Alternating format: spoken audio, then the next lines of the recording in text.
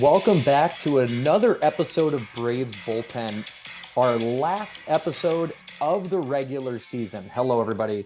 I'm Ryan Sable, joined alongside with Gardie and Gardie. The calendar is September. Next week, we're in October. We're on the hunt for the Fall Classic. Midsummer Classic, a distant memory in the rearview mirror. There's been a lot that's happened in this season, and we've been along for the ride of arguably the best Braves team and one of the best teams in regular season baseball history. I'm not going to say baseball history because they got to cap it off with a World Series win. We all saw what happened with the Boston Bruins in the NHL, all this hoopla to end up out in the first round. But the Braves have clinched the first round by are one game away, either a win tonight or a Dodger loss tonight from clinching the number one seed in the National League. A win tonight and a Baltimore Oriole loss away from clinching a home field advantage throughout the World Series and the best record in regular season baseball. Gardie, the Braves right now, the only 100-win team, picking up a win last night against the Chicago Cubs after taking three of four against the Nationals over the weekend. And Gardie, we've talked about this a lot pre-show. Max Fried on the 15-day injured list with a little blister on his index finger. Charlie Morton, little inflammation on his index finger, also on the 15-day injured list. We talked about this. Now's a time where guys are getting to step up and take on some, major league at bats and some major league reps. Yeah, 100%. And honestly, obviously having the Nats to close out the season, that'll be good for some of those guys. But also having some of these young guys, I believe you said the guy who's on the bump for us tonight, this is his second career start. He's doing it against the Cubs in a must-win situation for the Cubs.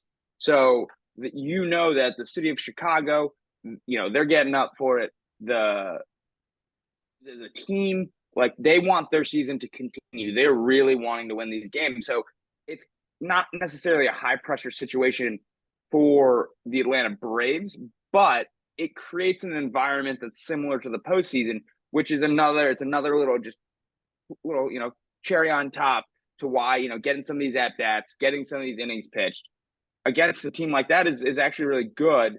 And yeah, I mean the Braves was doing some great work with the IL manipulation, because both Max Fried and Morton will be back for the NLDS, getting activated the day before and the day of, respectively.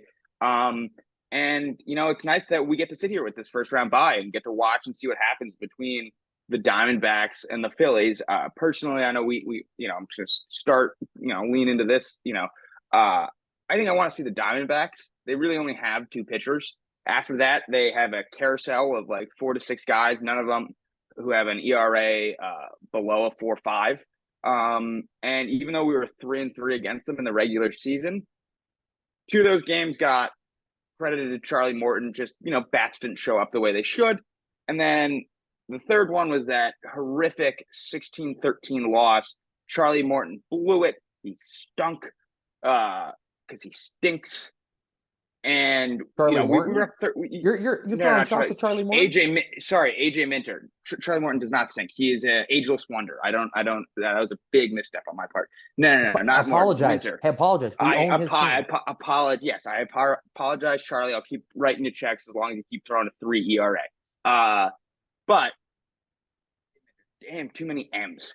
AJ Minter blew it. He stinks. Will continue to stink. I will say this to the day I die. But also, as you said to me pre-show, Ryan, we're gonna help you out here a little bit.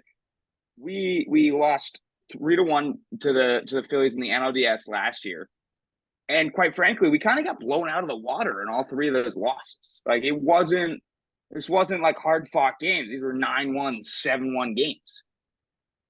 Yeah, and to your point, I think a lot of the issue, and we talked about it, was the bullpen. I think the bullpen has been much better this year. I think Raisel Iglesias has kind of emerged in his own right.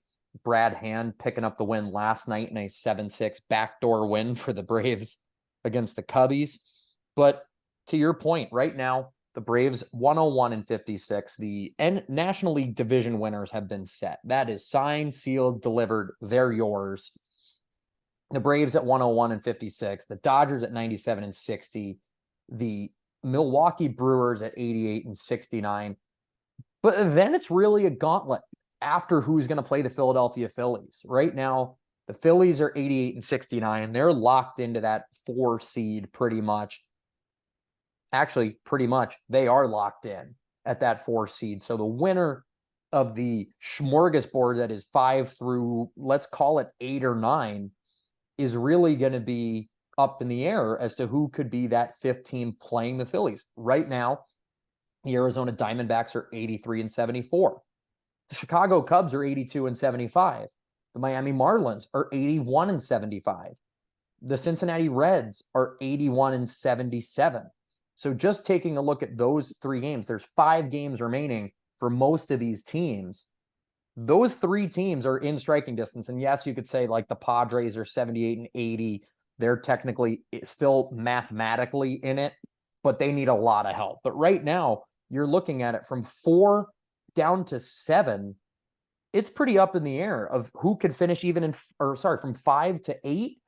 It's really up in the air, Gardie. And to your point, I like my chances, especially more against either an Arizona or a Miami than I necessarily do the Philadelphia Phillies, because we talked about it again pre-show, right? And we talk about the Braves lineup, how you can't really pitch around anybody.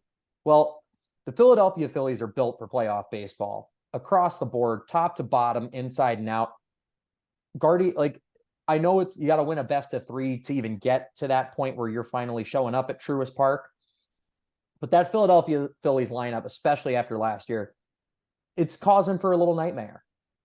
Yeah, 100%. Like, we lost. I just looked at the box scores: 7-6, 9-1, and 8-3 to them in the postseason last year. And that's because you have guys like Bryce Harper, Nick Castellanos, Trey Turner's new, but he replaced a guy. I forget who, but Stott, JT Realmuto, the Schwarb Show. Like, up and down their lineup, they have guys who can hit. They're proving that they're really hot right now. They have 6 wins in a row. They took our lunch money twice at Citizens Bank Park, earlier in September, and they're hungry in a different way. Like they're actually kind of, I feel like, as someone who lives in Philadelphia who sees Philly fans talk to them, they're exactly where they want to. They're hungry. They went to the World Series last year, didn't capitalize. Now they're back in the wild card. Had that slow start. They play really good baseball, and they can hit the cover off the ball. What I find also really interesting, just to go back picture, the only out of those 4 teams you mentioned, the only team that has a positive run differential is the Cubs with a plus 100. So yeah, I'd love to see Miami. We crunched them this season, all season long. Diamondbacks 3-3, but as I said earlier, they only have 2 pitchers. So I'd rather have them walking into Atlanta than seeing the Titans. And obviously, as you said, we're a little bit of a different team. And no Kenley Jansen. We got Iglesias. Fun fact: Brad Hand's actually playing for us this postseason, not the Phillies, like he was last year. Just a little, hey, how are you? So, I think we're better than we were, and we wouldn't have the same result. Yeah, but like, I think with the other teams that we could see, we can walk away with a sweep, 3-0 clean. Hey, how are you? Let's go on to the ALCS and let's kick the crap out of the Dodgers, because we did that all season too. The Phillies are going to make it a dogfight, and like, it doesn't matter that we have 4 or 5 guys that have over 30 ding-dongs, because also at the same time, not only will, in a couple days, the calendar roll over into October. When the postseason starts, everybody's back to a 0.00 batting average and a 0.00 ERA. Everything gets thrown out the window. Season starts afresh. So, yeah. Yeah, I couldn't agree more. But you're building off of your point with home runs, the Atlanta Braves on Tuesday night hit their 300th team home run of the season, 7 home runs away with 5 games to play for the single season Major League Baseball record for most team home runs. Gardie, we got 5 games left. Do the Braves hit 7 ding-dongs at home at Truist Park to take over that 2019 Twins record? Yes, I think they do. And if they go like a game or 2 without a home run, I'm getting on the phone with Manfred, that owner of Bat Phone that we have to him. And I'm saying, give me all of the juice balls in Atlanta, all of them. Bring them back. You're bringing them back. Bring them. Yeah, whatever the balls you were pitching to Aaron Judge when he hit 62, I want those baseballs. Those are the ones I want in Truist Park. I want to see moonshots. I want to see going over this. Let's move the fence. Jumbotron. Move the fences in. Move the fences in down the lines. Let's make it a short porch. Yeah, exactly. Let's get old Yankee Stadium dimensions down the right field line. Just like 283.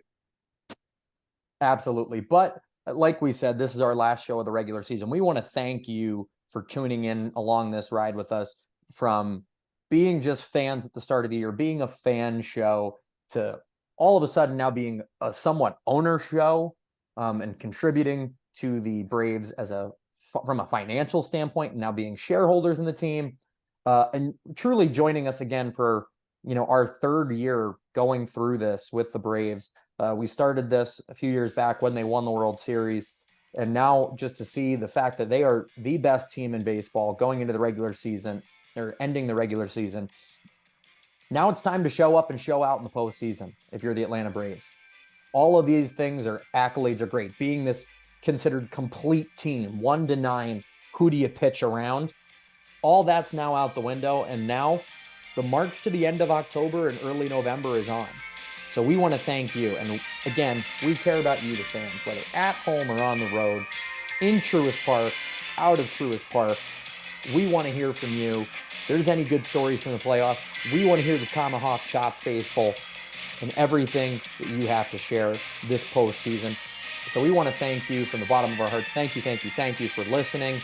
And we hope to see you deep into the postseason. Thank you for tuning in to this week's episode of Braves Bullpen. Love you, Lucy.